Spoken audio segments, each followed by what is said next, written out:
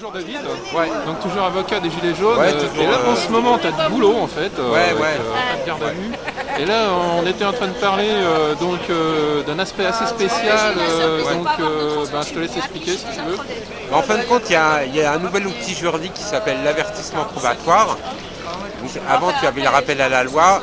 Et aujourd'hui, tu as toujours le rappel à la loi et c'est avertissement pénal probatoire. Donc moi, je dis aux gens, parce que souvent, ils te le notifient quand tu es déféré à l'issue d'une garde à vue. Donc moi, ce que je dis aux gens, en fait, c'est pas de signer. Il ne faut pas signer cet avertissement probatoire, il ne faut pas signer ce rappel à la loi, parce que concernant l'avertissement probatoire, c'est souvent une peine d'amende à verser une association. Et dès lors que tu n'as rien fait, de toute façon, il ne faut rien signer. Et tu vas sortir libre du tribunal. Il ne faut pas avoir peur. Après, je comprends, quand tu as passé 52 heures en garde à vue, on te dit rappel à la loi ou avertissement probatoire, et puis tu peux partir du tribunal. Après, je comprends que les gens signent. Mais en fait, sous la pression en fait. Mais oui, en fait ils signent sous la pression parce qu'ils ont envie de sortir.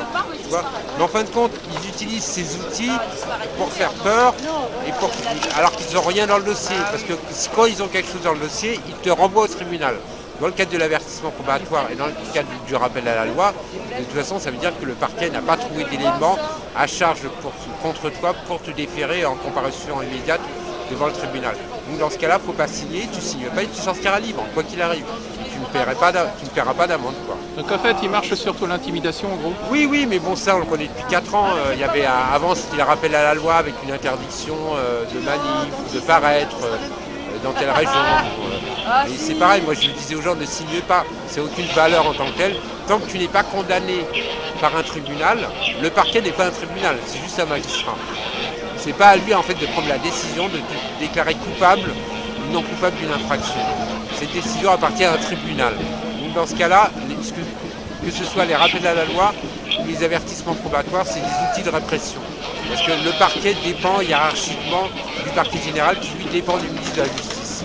Donc tout ça en fait est instrumentalisé.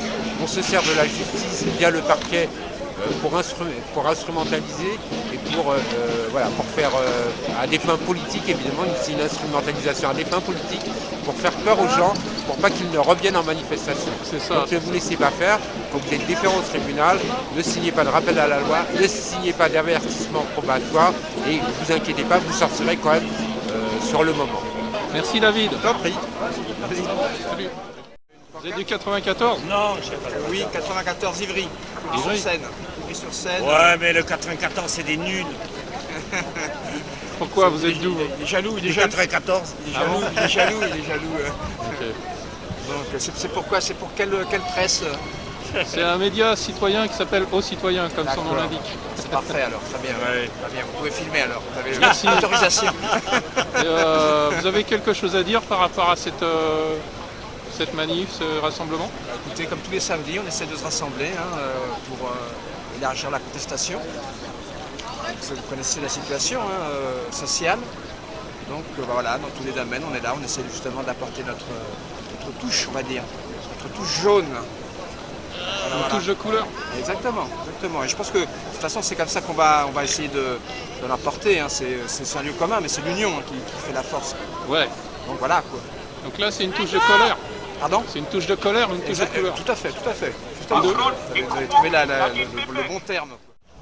Bonjour Jean-Luc.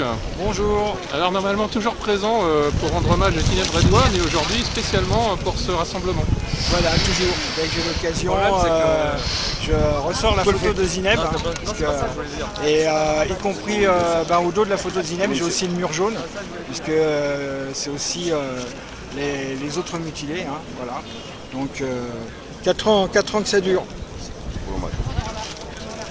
4 ans que la famille de Zineb Redouane n'a pas obtenu de justice, comme les autres gilets jaunes d'ailleurs.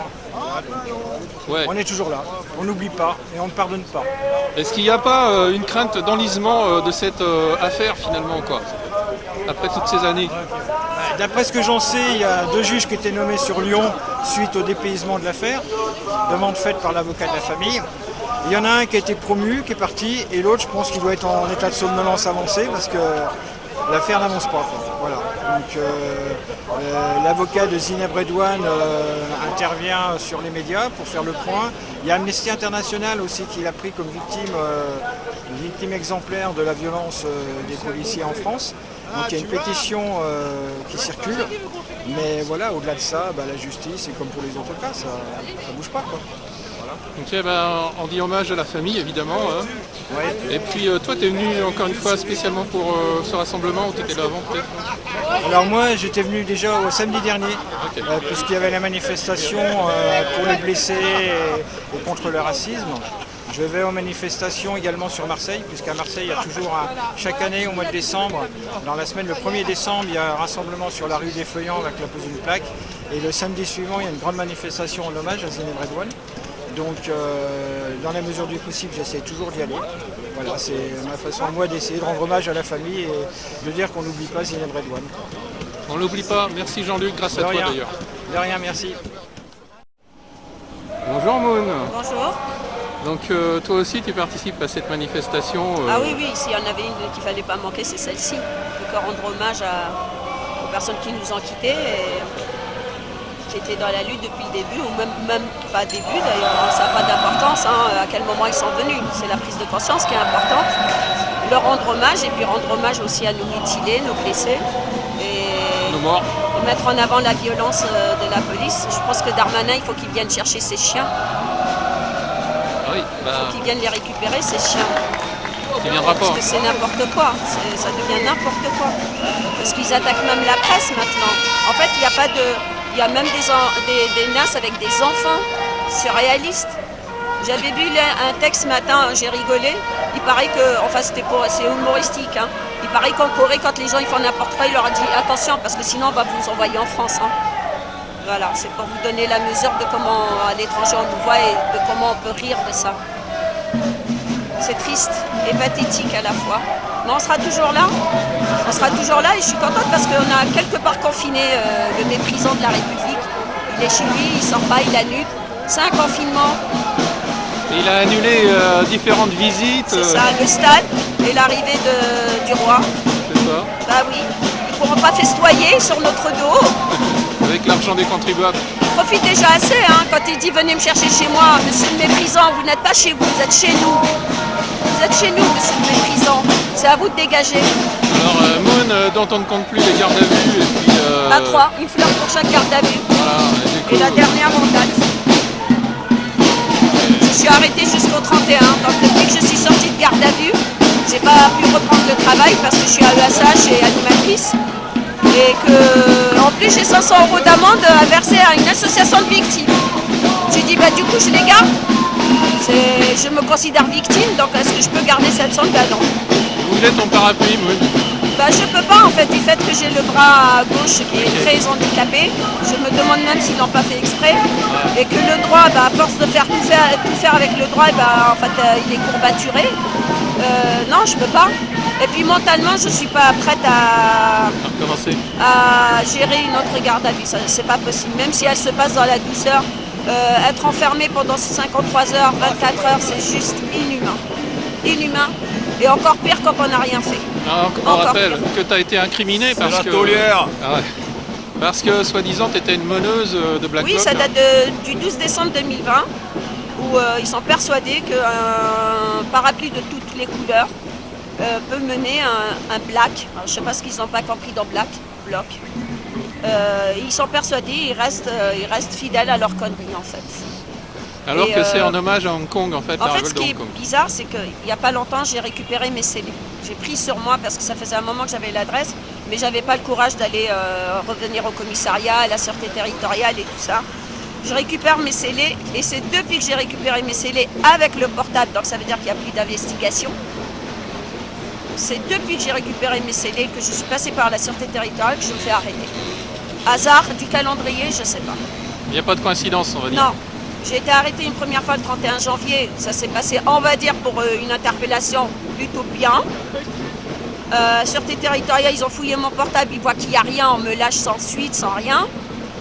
Et là, ils se disent, non, elle est revenue comme à mon manif, elle n'a pas peur cette dame. Ils veulent me briser, mais oui.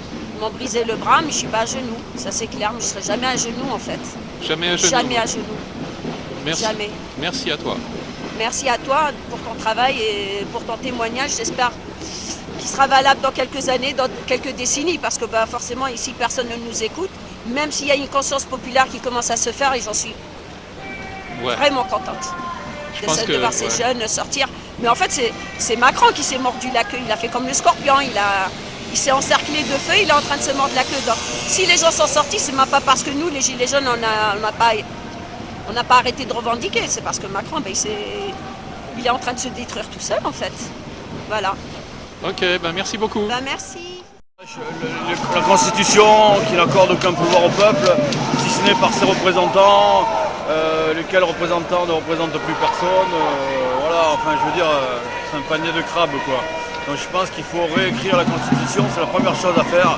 Une fois qu'on aura réécrit une vraie Constitution qui donne réellement le pouvoir au peuple, à ce moment-là on pourra repasser par les urnes, mais de manière plus, comment dirais-je, plus... Démocratique. Ouais, démocratique, parce que la démocratie n'existe pas. La démocratie n'existe nulle part dans le monde, je dis bien nulle part. Il n'y a aucune constitution au monde qui accorde réellement le pouvoir au peuple, si ce n'est par ses représentants. Et or, on le voit clairement aujourd'hui. Je veux dire, le Parlement, enfin je veux dire, les députés sont des godillots. En fait, c'est tout simple. C'est une espèce de pyramide. Il y a au départ, il y a la finance. La finance, elle dirige l'exécutif. L'exécutif, il dirige le législatif. Et le législatif, il dirige en fait son petit nombril. C'est-à-dire qu'ils pensent qu'à eux, ils ont des beaux salaires, des bonnes retraites, etc.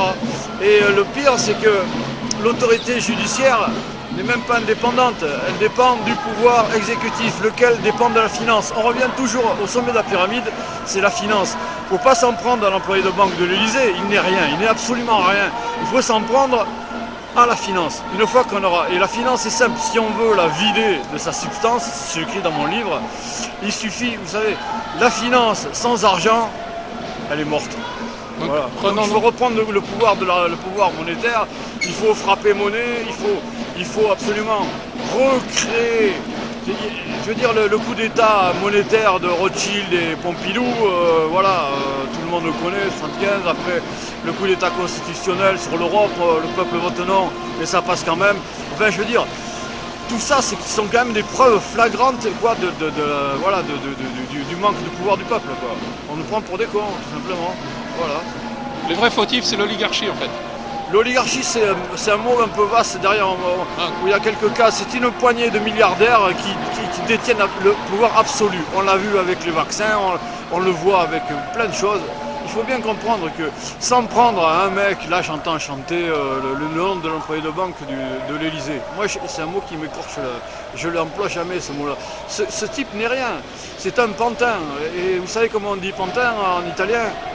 Pinocchio. Voilà. Bon, merci. Attends, donc ton nouvel album?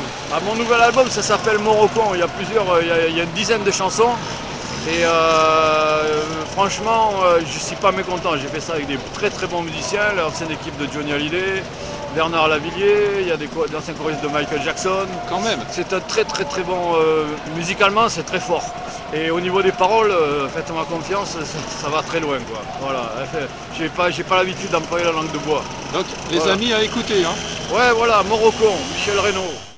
On a autre chose à faire, mais là, il fallait venir aujourd'hui pour l'hommage, quoi. Pour l'hommage pour les Gilets jaunes. Voilà. Il y a une pancarte, il y avait 3 pancartes qui résument en fait. Ah oui, bien sûr, bien sûr. Oui, il y a des banderoles, il y a tout ce qu'il faut hein, dans la manif pour résumer. Différentes personnes aussi blessées et tout ça. Alors dis-moi, tu es venu spécialement de Normandie, tu dis? Oui, oui. Alors tu as une certaine affinité avec ce qui s'est passé, je veux dire, par rapport aux mutilés, etc. Mais bien sûr, parce qu'on est gilets jaunes et on a été tous blessés. Hein. Mais il y en a d'autres qui viennent pas.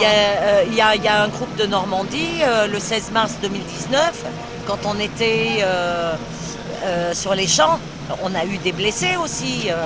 Là, l'hommage, c'est hyper important, quoi. On ne peut pas oublier ça. Et ça, faut que... Et maintenant, la jeunesse, elle commence à comprendre. Parce que ce qu'ils vivent actuellement, on l'a vécu. On sait ce que c'est. Alors, voilà. Mais la lutte, elle va continuer, on continuera et on n'arrêtera jamais. C'est vrai, il y a des jeunes, là. Ah oui, bien sûr qu'il y a des jeunes. Ils se sentent vraiment concernés. je crois que maintenant, oui, ils se sentent concernés. Et justement, par rapport à ce qui se passe, il y a beaucoup de jeunes qui rentrent dans la lutte en fait. Mais bien sûr, bien sûr. Moi ma fille, elle est étudiante dans les Beaux-Arts et ils sont dans la lutte. Là, ils occupent les facultés des Beaux-Arts. Comment ça se passe en Normandie? Raconte un peu. Ça se passe très bien, on fait des blocages, en ce moment, hein. On fait des blocages, on fait ce qu'on peut, des manifestations, comme tout le monde, quoi. Mais nous, notre lutte, elle a commencé depuis 5 ans pratiquement. On avait notre cabane, elle a été démolie, combien 22 fois. Voilà, 22 fois. On a notre rond-point, quoi. On est les gilets jaunes des ronds-points, surtout. Mais on est souvent sur Paris et ailleurs. On est parti à Lyon, à Genève, dans le Nord, à Valenciennes, à Lille, un peu partout, quoi. À Bruxelles? À Bruxelles, oui, c'est vrai. C'est vrai. Ouais. Gilets jaunes international? Aussi, bien sûr, parce que j'ai des amis qui sont à l'étranger et qui suivent toute l'actualité des Gilets jaunes en France. Hein, vraiment ça, il faut le comprendre. Hein. Et tout ce qui passe de près, hein, ils suivent la France depuis 4 ou 5 ans. Hein. Ils encouragent là, hein, ils encouragent. Ah oui, bien sûr, là je reçois plein d'encouragements parce que je filme quand même les manifs et tout ça. Mais c'est pour moi et mes groupes de Normandie, c'est tout. Mais ils suivent bien, oui. Alors ici, on a un gilet jaune qui est très lié à la Grèce, qui nous a dit que là-bas, les gilets jaunes sont vus en fait comme des genres de messies en fait. Et on a eu un message d'Athènes qui encourageait toutes les manifestations là, oui. Récemment. Oui. Enfin, plusieurs même. D'Espagne, du Liban. J'ai beaucoup de contacts au Liban, pareil. Ils encouragent à fond. Et ils disent... Macron n'a plus le droit de venir au Liban maintenant, parce qu'on le bloquera à l'aéroport. Il est détesté, mais de chez partout. Faudrait qu'il puisse sortir de chez Ah nous. bah oui. Quand il est allé faire la visite au Liban, quand il y a eu le port, lors de l'histoire du port, j'aurais dit s'il vous plaît, gardez-le. On n'en veut plus, gardez-le. Ok, Luna. Voilà, c'est un résumé de la situation. J'espère qu'on va s'en sortir. Maintenant que les jeunes se sont réveillés, on compte sur eux. Parce que nous, on ne pourra pas éternellement continuer comme ça. On commence à fatiguer. Voilà. Merci à vous. Merci Luna. Bonne journée, au revoir. Merci de la Normandie. Merci. Et c'est pour la justice, hein.